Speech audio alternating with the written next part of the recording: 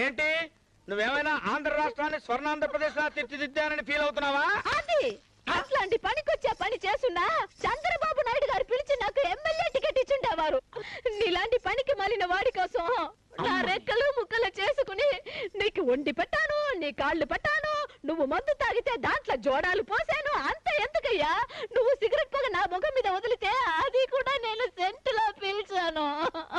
చెప్పు చెప్పవే, నేను వింటాను కదా. ఓ చెప్పే, ఆగిపోయి ఉంటే కొట్టానంటే మొహం ఇత్తడిత్తడైపోద్ది. కొడతావు కొడతావు. అయ్యో ఏంటి నన్ను నన్ను చూస్తావా? అయిపోయావే, ఇవాళ అక్కడ నువ్వు అయిపోయావు. మామూలు కొట్టా ఉంటే జాగ్రత్త. మామూలు కొట్టాలంటే ఏంటి ఏంటైడు